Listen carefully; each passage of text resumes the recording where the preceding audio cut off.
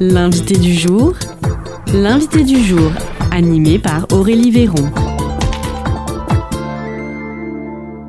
L'invité du jour sur Espoir FM, aujourd'hui, c'est Philippe Mestre. Bonjour.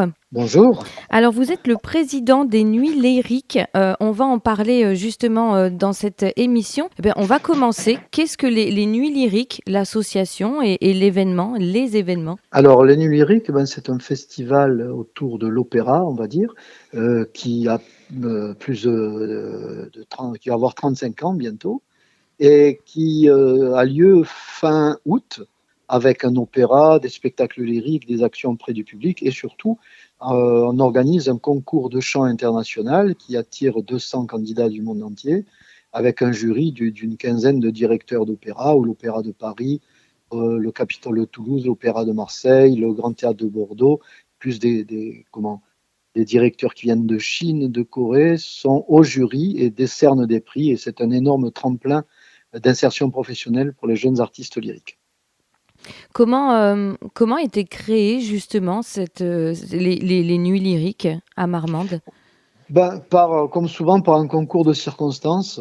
Il se trouvait que dans les années 87-88, Jean Léquipé, qui était régisseur à l'époque des chœurs de l'Opéra de Bordeaux, et dont la maman habite à côté de Duras, organisait des concerts lyriques avec des artistes des chœurs de l'Opéra de l'Opéra de Paris, pardon, j'ai dit de Bordeaux, de l'Opéra de Paris.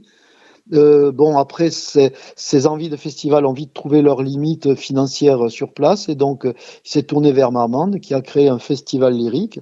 Il a eu l'idée d'inviter Jean Giraudoux, qui a été directeur de l'Opéra Comique, un grand chanteur, et s'est créé alors un concours de chant international qui tout de suite a drainé à la fois des professionnels qui embauchent d'un côté au jury, c'est-à-dire des directeurs d'opéra, et des jeunes en insertion professionnelle. Et à partir de là, après, il y a eu plusieurs étapes, notamment des opéras qui se sont faits avec orchestre, une fosse qui a été construite au théâtre Comédia, et puis 35 ans de travail, ce qui fait que maintenant, on a ce temps lyrique avec ce concours qui est un des plus grands concours en France actuellement. Et puis tout ce travail qui se fait autour dans ce genre lyrique que l'on essaye de faire vivre en milieu rural. Alors vous, Philippe Mestre, pourquoi est-ce que vous êtes le président des Nuits Lyriques? C'est par passion ou c'est par... Vous avez aussi eu une carrière dans le spectacle, dans le lyrique? Alors déjà, c'est la passion et la carrière, c'est pas incompatible, je Oui. crois. Je pense même que ça va ensemble. Non, mais je suis président parce qu'on me l'a demandé à l'époque. J'étais à l'époque enseignant à l'école normale d'Agen, j'enseignais la musique. Et on m'a demandé d'assurer cette présidence, que j'ai assumé. Au décès de Jean Giraudoux, il a fallu trouver un président au jury. Donc, j'ai pris cette présidence parce que les différents directeurs d'opéra me l'ont demandé. Ils m'ont dit, il vaut mieux que ce soit toi plutôt que l'un d'entre nous, parce que forcément, ça crée des jalousies. Et puis après, on a créé l'Orchestre des Symphonistes d'Aquitaine pour accompagner les opéras. Donc, je suis devenu directeur artistique du festival. Et actuellement, donc, je suis à la fois président et directeur artistique de ce festival. Voilà, par passion. Et tout ça, c'est fait sur un mode associatif. À côté, j'étais directeur du conservatoire à Marmande, puis j'ai travaillé au conservatoire de Bordeaux. Mais c'était une activité associative, ce qui fait que je suis à la retraite d'enseignant depuis 4 ans, mais je continue mes activités associatives par passion. D'accord. Et donc depuis, c'est 37, c'est ça, oui, c'est 37 ans que les Nuits Lyriques existent en Marmandais. C'est aussi un partenariat, vous êtes aussi soutenu, alors autant sur le plan local que même européen, c'est bien cela?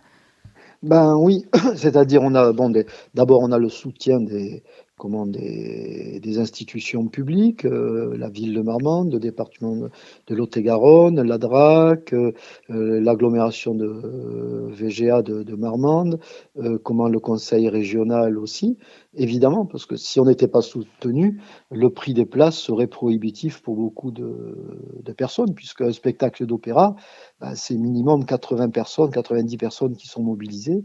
Et donc, c'est difficile à faire vivre, si vous voulez, sans ces aides-là. Et ensuite, nous avons des partenariats artistiques, j'ai envie de dire, internationaux, puisque nous sommes en lien avec une association, une fondation au Canada, où je vais régulièrement pour écouter des chanteurs qui nous envoient des gens comment passer le concours. Nous sommes en lien aussi avec Shanghai, avec un festival d'opéra de Shanghai. J'y suis allé diriger là-bas et il y a des Chinois qui viennent se présenter à notre concours, en lien avec la Corée aussi, un autre festival. Donc tout ça, avec le Mexique aussi, tout ça, en gros, ces liens se sont faits avec le Canada, ben parce qu'il y a eu une rencontre, un intérêt commun, et sur la Chine et sur le Corée, parce que ce sont d'anciens lauréats de notre concours qui, grâce à ce prix, ont trouvé des postes et ont dirigé des festivals d'opéra dans leur pays, et on garde ces liens qui sont forts, et du coup, ça tisse des rencontres et ça internationalise notre concours. Et puis, justement, c'est l'occasion aussi pour l'Asie d'en faire un thème de vos prochaines animations. Alors, est-ce qu'on peut d'abord expliquer? Il y a les nuits lyriques, en général, donc vous nous avez dit les nuits lyriques, c'est fin août, hein, c'est bien ça? C'est ça, oui. Et donc, comme c'est l'été, vous proposez aussi d'autres événements au cours de l'année, c'est ça, notamment les brigades lyriques. Est-ce que vous pouvez nous en parler? Exactement. Voilà, donc ça fait déjà 5-6 ans que l'on a initié ces brigades lyriques itinérantes qui se déroulent au printemps, parce que fin août, il y a tout un tas de publics, notamment les scolaires, qu'on ne peut pas toucher, si vous voulez. Et on avait à cœur d'avoir une action en saison, comme on dit, pendant l'année scolaire, pour créer des impromptus, aller aux rencontres de nouveaux publics et créer des ponts avec l'été pour faire vivre aussi cette animation en cours d'année. Donc nous avons créé ces brigades lyriques qui tous les ans ont un thème différent. Il y a quelques années, nous avions fait un travail sur les compositrices. On a travaillé aussi sur les voix de contre-ténor. Et cette année, le thème, c'est l'opéra et l'Asie, qui est un thème à lire dans les deux sens, puisque beaucoup de compositeurs d'opéra se sont inspirés de l'Asie, dans Madame Butterfly, dans Turandot, dans le pays du sourire, à une époque où le cinéma n'existait pas. Et quand les spectateurs voulaient voyager pour avoir un spectacle, ils allaient à l'opéra. On entendait de la musique dans la fosse et ils avaient l'impression, en regardant Madame Butterfly, de faire un voyage au Japon. Donc, il y a comment les compositeurs se sont inspirés de l'Asie. Donc, on va avoir des airs qui vont être chantés sur cette inspiration-là. Mais l'Asie s'est elle-même approprié l'opéra. En Chine, l'opéra a des millions d'adeptes. En Corée, c'est pareil. Et nous avons donc une lauréate qui s'appelle Ye Myung-kang, qui cette année va faire la mise en scène de notre opéra cet été et qui a fait une carrière internationale. Elle a été la première asiatique à chanter le rôle de Madame Butterfly à l'Opéra national de Naples. Donc c'est quelqu'un qui a une envergure internationale et donc nous l'invitons pour qu'elle nous parle aussi de l'Asie et de l'opéra en Asie, d'autant plus qu'elle elle a créé le livret et poussé à la création d'un opéra original en Corée du Sud, et je vous en reparlerai, qui a joué un rôle politique dans son pays. Donc, en la faisant venir, nous créons des ponts nous mettons plus exactement le projecteur sur ces ponts qui existent entre l'Asie et l'opéra depuis très longtemps. Donc voilà, un très beau programme que l'on va donc pouvoir découvrir. Ça commence, c'est bien ça, le 15 avril. Il y a donc à 20h30 l'opéra filmé. Ça se passe au cinéma Le Plaza de Marmande. Et le jeudi 17 avril à 20h30, dans la salle des fêtes de Sainte-Bazeille, c'est le récital L'Opéra et l'Asie. Ce sont les deux événements des brigades voilà, lyriques. Ça, ce sont les événements spectacles, si vous voulez. Mais entre-temps, il y a entre le mardi et le mercredi une rencontre à la Maison des Marmandais avec tous ceux qui le veulent à 10h. Nous allons à l'école travailler avec l'école de Sainte-Bazeille aussi, puisque des élèves chanteront, j'y reviendrai. On rencontre le lycée de la Compassion aussi, la Maison Arc-en-Ciel et à l'espace culturel Leclerc, le mercredi 16 avril à 18h, nous faisons une animation de présentation de toutes ces soirées. Voilà, donc ça c'est autour des spectacles. Après, il y a 2 spectacles. Donc le 15, c'est un partenariat avec le cinéma que nous avons au Plaza à Marmande, puisque comme je vous disais, l'opéra c'était un peu le cinéma avant les Frères Lumière et avant l'électricité. Et nous allons projeter l'opéra qui a été créé en Corée. Alors c'est un événement assez important, puisque l'opéra, la Corée et Ye Myung-kang a fait jouer à l'opéra un rôle politique que l'opéra a joué au XIXe siècle. quand Verdi a écrit Nabucco, qui était une histoire d'esclavage et de libération, le message politique était clair, parce que l'Italie était dominée par les Autrichiens à l'époque. Et donc, c'était vraiment un acte politique. Là, par son opéra, qui s'appelle Und Suni, ça veut dire la tante Suni, Yen Yung-kang a voulu créer un opéra autour d'un événement dramatique de l'histoire de la Corée. Je vais très vite. Il y a une île qui s'appelle l'île de Jeju, qui se trouve exactement entre la Corée du Sud et la baie de Nagasaki au Japon. Pendant la Deuxième Guerre mondiale, les Japonais ont très vite envahi cette île. Et à la fin de la guerre mondiale, donc les Japonais et les Allemands étant battus, ils sont repartis. Et cette île a eu des velléités d'indépendance. Et c'était avant la guerre de Corée, il y a eu une répression assez terrible de la Corée sur cette île qui a fait 30 à 35 000 morts.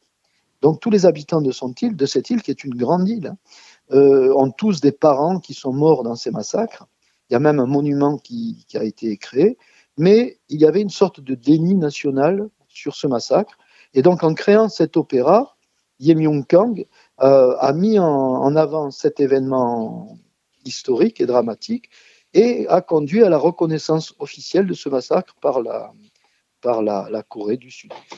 Donc voilà, ça montre que l'opéra est très vivant dans ces pays d'Asie.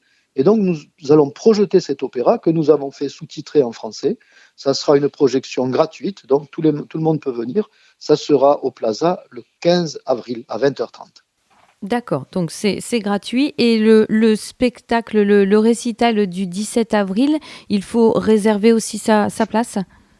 Oui, voilà. Donc celui-là est payant. Il y a des places de 10 à 15 euros. Je signale la participation de l'école de Senbasei qui va chanter à la fin. Et il y a donc Yen Yung-kang qui va faire un récital où elle va à la fois chanter des airs d'opéra occidental qui évoquent l'Asie, mais elle va chanter aussi des airs coréens, en coréen, pour évoquer son pays. Je signale qu'il y aura la participation du chœur avant-scène, puisque le chœur des Nuits Lyriques s'appelle le chœur avant-scène, dirigé par Marie-Claire Mestre. Et donc, ça sera un récital où il y a le chœur, la chanteuse, et ça se terminera par un chant traditionnel coréen auquel participeront les élèves, des élèves de l'école de Senbasei. Donc, ça sera le 17 avril, si je ne me trompe pas. Donc, on voit bien que ce n'est pas seulement un spectacle que l'on vient voir, c'est aussi tout un territoire qui participe à cette soirée, au final. Voilà, c'est l'idée de ces brigades, c'est-à-dire autour de ces 2 dates de spectacle, dont une est gratuite.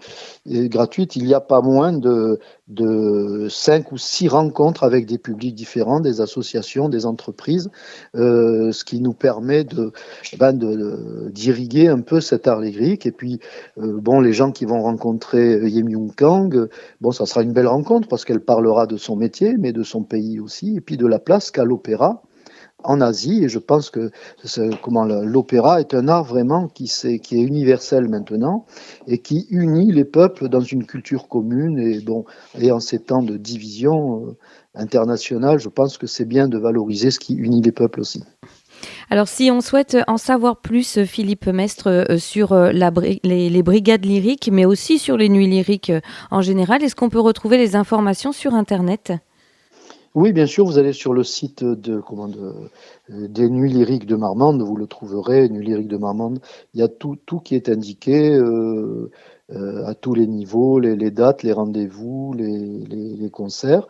La programmation de cet été n'est pas encore dévoilée parce que nous avons bientôt une conférence de presse, mais les brigades lyriques de cette année, vous avez toutes les informations sur notre site. Eh bien encore, merci Philippe Mestre. On invite donc nos auditeurs à découvrir l'opéra et l'Asie.